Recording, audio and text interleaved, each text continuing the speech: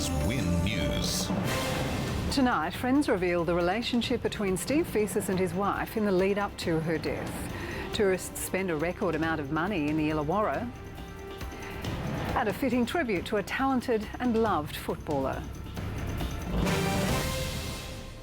Good evening, I'm Kieran Johnston. I'm Jeff Phillips. Also tonight, 2 men on the run from Lake Illawarra Police. And do the region's councils have to amalgamate? The Supreme Court has heard former Mount Warrigal man Steve Frank Fesis asked a grief counsellor whether authorities knew how his wife had been killed. Fesis is accused of murdering Jodie and dumping her body at a South Coast camping ground almost 2 decades ago. Rob Morrison filed this report from Sydney.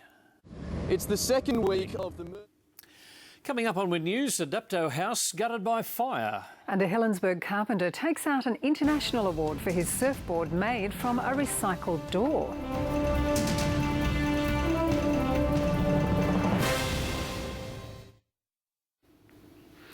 Welcome back. Wollongong residents are being asked to provide feedback on 2 projects in North Wollongong. Wollongong City Council has proposed to build an elevated walkway and footpath linking Squires Way and the new regional playground at Stewart Park. Council is also looking to replace 7 picnic shelters at JP Galvin Park. The proposals fall under a range of works being undertaken to improve Stewart Park and its surrounds. Public submissions close on November 16. A Dapto home has been extensively damaged by a fire after a butane stove was left burning in the kitchen last night.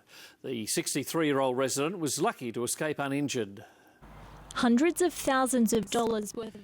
Time for sport now with Amy Duggan and Cameron Walters, now an Australian champion. That is right, Jeff. The Mount Kembla race car driver wrapped up the Australian Formula Ford 1600 series in impressive style, and Illawarra rugby star Paul Tuala awarded for a standout National Rugby Championship season.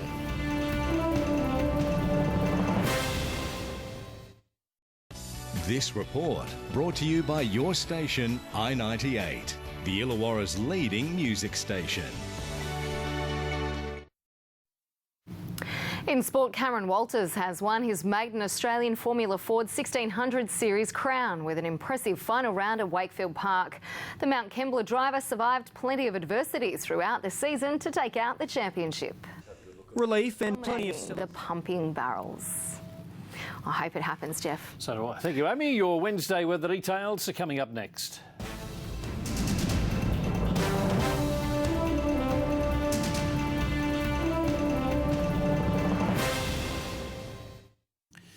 A mainly fine morning across much of the region before the heavens open up this afternoon. Let's have a look at the satellite tonight. Bright cloud in the east with a weak trough is triggering some thundery showers.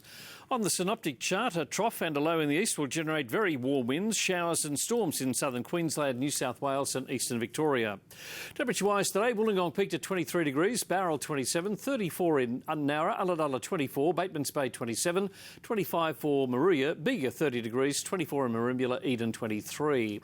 The forecast for the Illawarra on the highlands, a partly cloudy Wednesday, a high chance of showers and thunderstorms in the afternoon and evening, north to northwesterly winds shifting southerly in the early afternoon.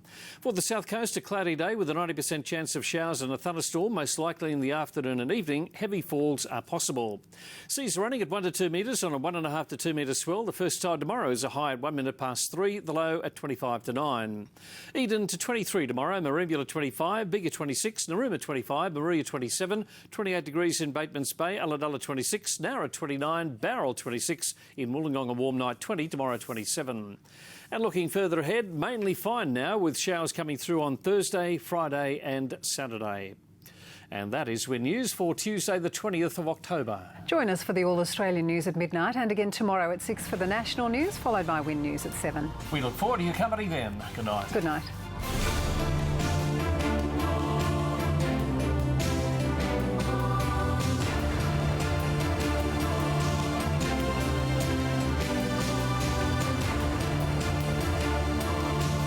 This has been a Win News presentation from Win, Australia's #1 regional television network.